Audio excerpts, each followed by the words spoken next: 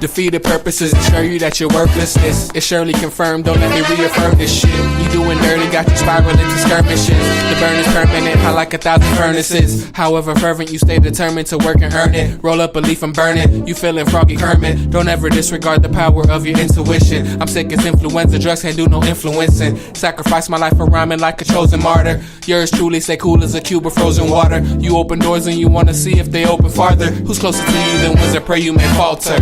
A plus. But you had to leave me before I realized that I should have stayed right there by your side. But you had to leave me before I realized that I love you.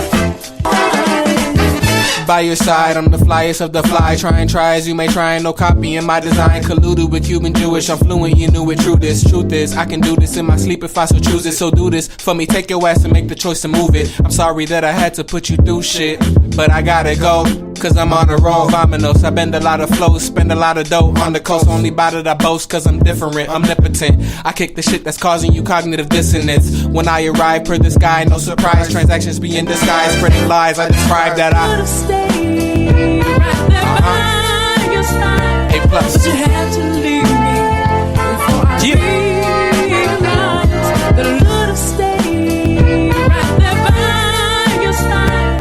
But you had to leave me before I realized that I love you. Amazing races, they degrade the status. They just hating cause they ain't us. I dial your tone, you need to hang up. Get your weight up, not your hate up. The flow is gracious and deadly. Spit is smoother than the medley. I'm rising up, that's how my bread be. In the oven when I'm baking. With the butter cause I'm on a roll. Like I'm on a stove, hotter though. Ballin' pro style, low profile. Go the whole mile, I'm known to show out. Don't take it lightly, they might indict me. If so, then rightly. This ain't that foolishness they be hyping. Misplacing statements wait to penetrate the higher mind. Millions of places, but I'm right here, right by your side. Yeah. A plus. But you had to leave me before I realized that I could have stayed right there by your side. But you had to leave me before I realized that I love you.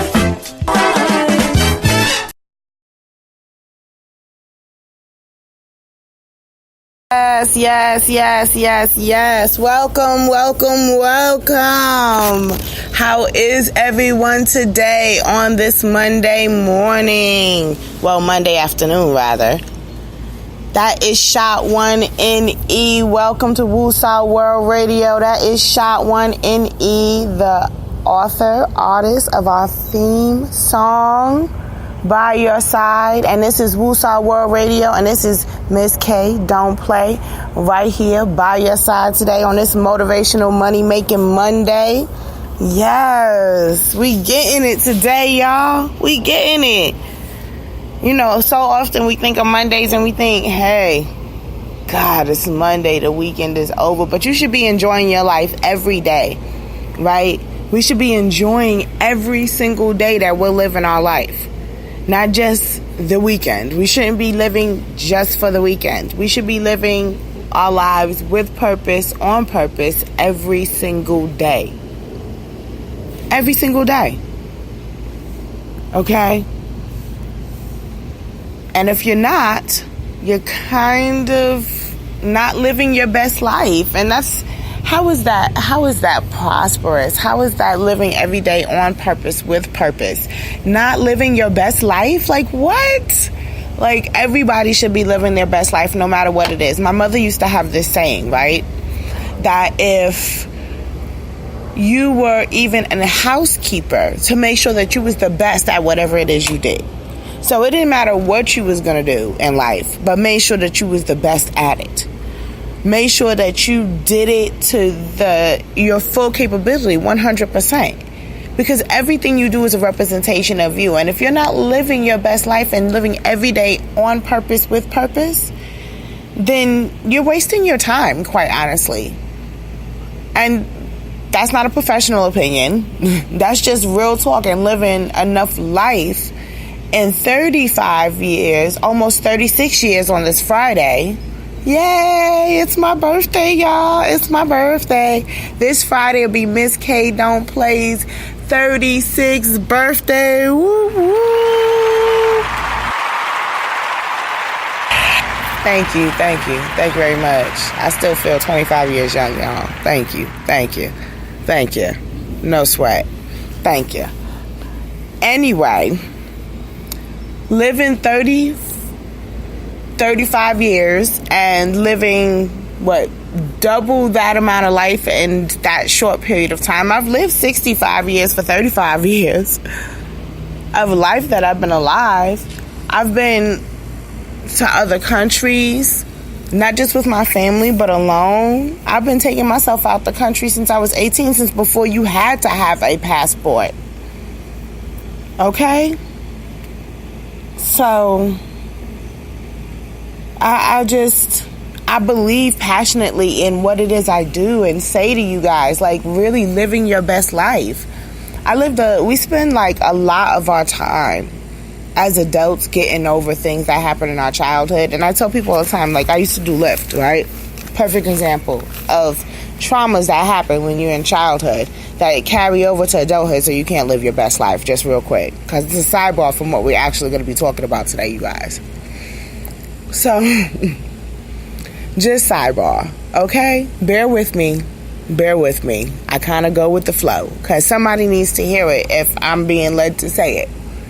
So sidebar, just a little thing, just something small that we don't even think about that gets stuck, though, in our subconscious to the point where it actually manifests in our physical being and in our everyday actions, and we don't even realize how that trauma, that small thing, might have caused us, or might cause this whole shift in behavior. I used to be a Lyft driver, right? They loved me at Lyft, by the way. Yeah, I loved being a Lyft driver, getting to meet so many people, but you do get burnt out very quickly.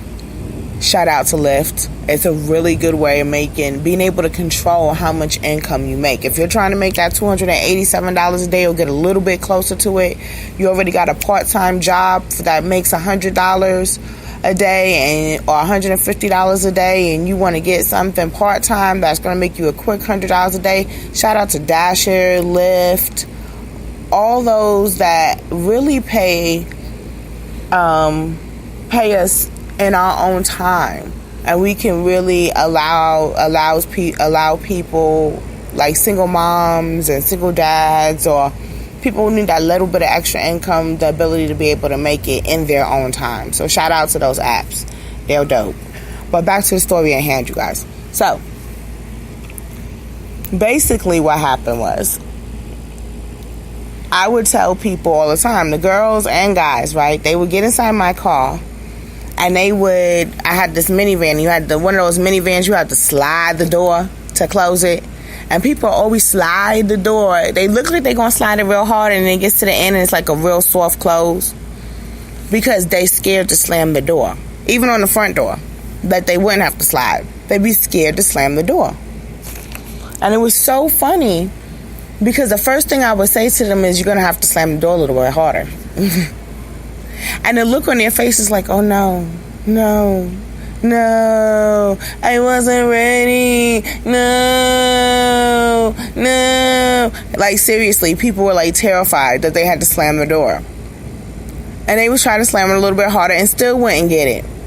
And I would say to them at that point, after the second try, who told you stop slamming their door? Car door that hard? And they would be like, what? And it would be like, you're traumatized.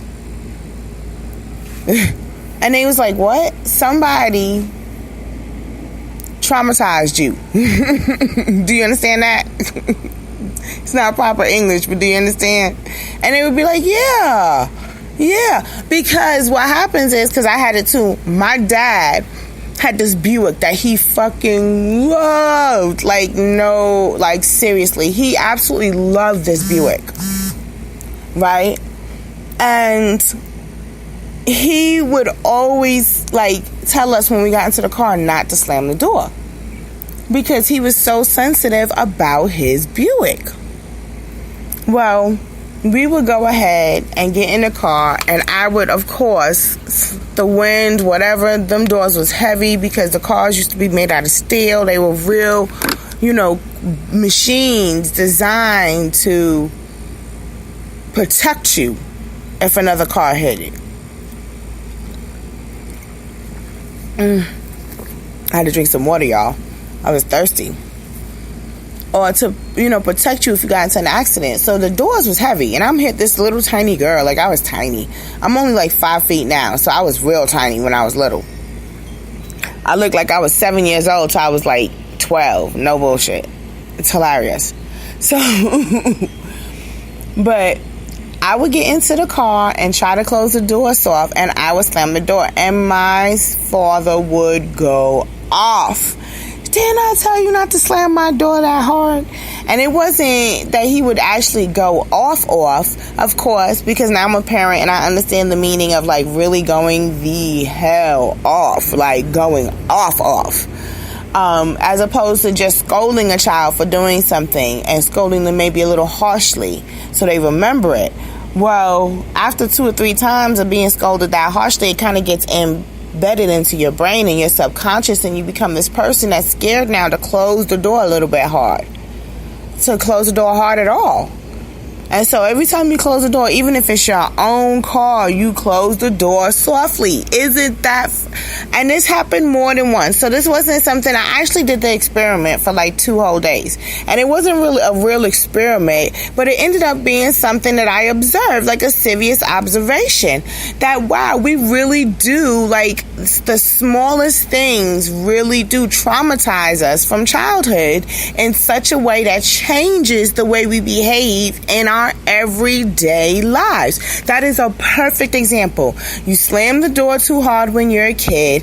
The adult in the room, whether it's your aunt, your cousin, grandmother, daddy, mama, sister, older brother, it don't matter what the title was, but whoever the older person or authority figure was around scolded you for slamming the door too hard. And after a few times, you was kind of traumatized from that, and you close the door softly all the time. Like, even in your house, because I know, like in my house, I'm Latin Caribbean, you don't slam a door, you barely close the door. You lucky if you get that privilege. Close the door, what? We best not slam that bitch. What? Not gonna happen. And little things like that traumatize us from childhood. It's like the reason why, and you find in a lot of the African American communities, or not even African American communities so much, because you don't want to target them, but you want to say like in the mixed communities, where you have low income or what have you, you find that, okay, they get their money, statistics show they get their money and it goes out of the community. Matter of fact, I have some statistics for you guys, some little fun facts for your motivational money making Mondays. Right here, Woosah World with Miss K Don't Play. Check me out on Instagram, Woosah World. Check me out on Facebook, Woosah, okay? Woosah World on Facebook. Check me out. All right. Miss K Don't Play. I love you. We love you at Woosah World. We got body scrubs we're going to be selling. I got to list those, guys. I just gave y'all a little sneak peek on the Instagram and the Facebook page of it. You know, just a little sneak peek. But let's get to these fun facts. So groundbreaking reports, right? And this study was done in 2017. It says projecting African Americans possesses $1.1 trillion in buying power. Ain't that some shit? Now, listen. We got $1.1 trillion in buying power.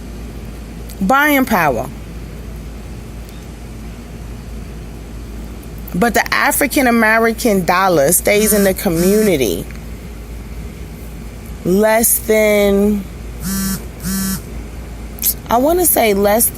3 days. Let's look this up. You know, we can look it up. You guys. Let's look it up right now. Okay. Let's see.